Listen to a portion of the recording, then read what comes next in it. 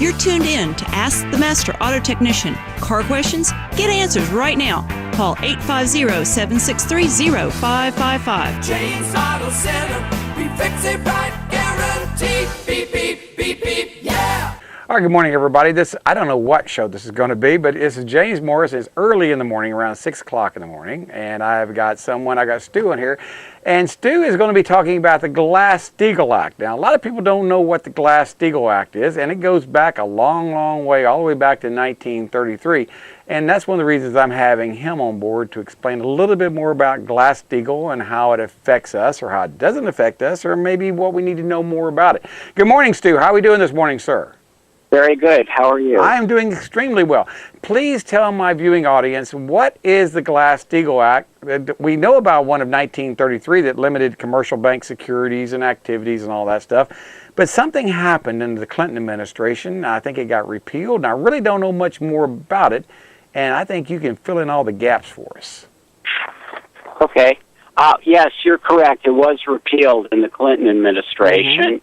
The Glass-Steagall Act came about in 1933. It was one of several crucial bills that passed the Congress in what was called the first 100 days of the Roosevelt administration. And it was the result of a series of hearings that had taken place in the U.S. Senate called the Pecora committee hearings, which had gone on for nearly a year, where the absolutely brazen malfeasance of the big Wall Street banks was laid out to the American public.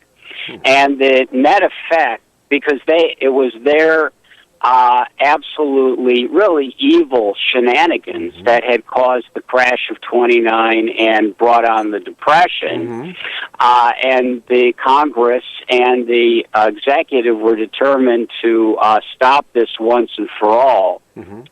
And the Glass-Steagall Act, it was really simple. It was a grand total of 37 pages, half of which was the creation of the Federal Deposit Insurance Corporation to insure people's savings. Then I think up to $2,500. That's now been expanded to $250,000. But the net effect was to say that depositor money cannot be used by the financial institution for the purpose of gambling. No speculation with depositors' money, period. And what the law did is it protected commercial banking. It said if you're a depository institution and you take deposits and make conventional loans, you will receive federal protection. You will get FDIC protection, so your deposits are protected, and you will get access to the Federal Reserve discount window. You will get access to bailouts if you need them, etc. You will also be subject to something called Regulation Q, which means you can't charge too much, you can't give too much interest on your deposits. Then I think it was roughly around 4%. And also you cannot commingle securities activity, stock and bond trading, underwriting, etc. with commercial banking.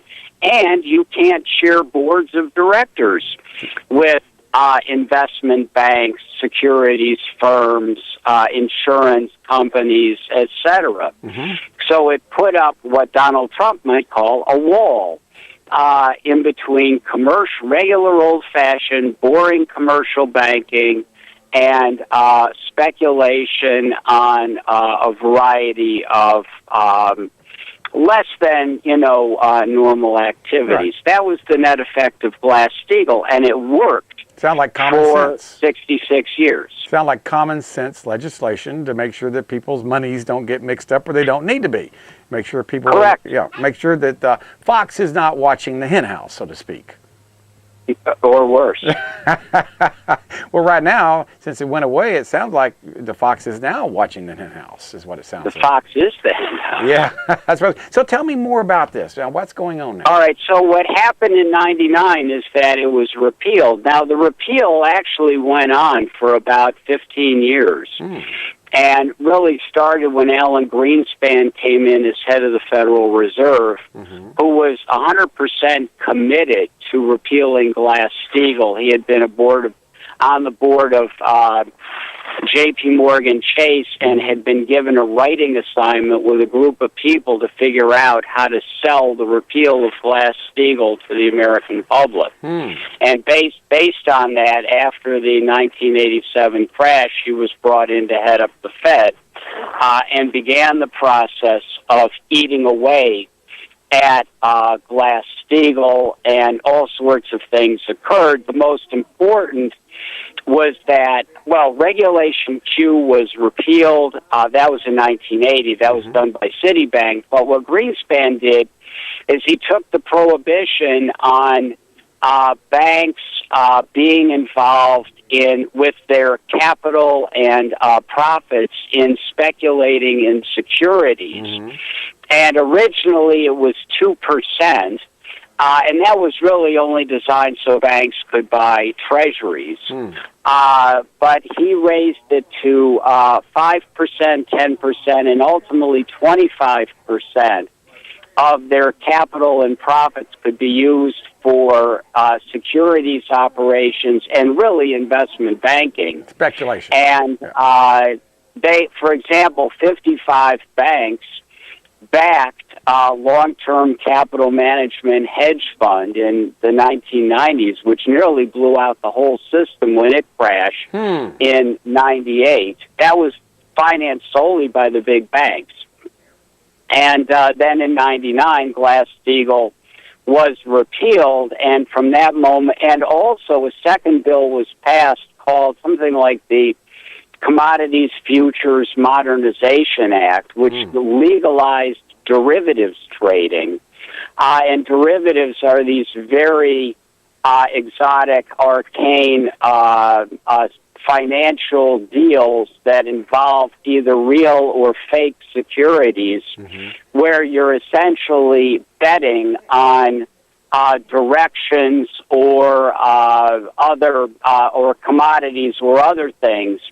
It's identical, given that we're in the NFL playoffs, it's identical to making a side bet on a football game. You're not betting on whether, Green Bay will beat Dallas or whomever. You're betting on what will be the difference between the yards passed by Aaron Rodgers versus the yards passed by the Dallas quarterback.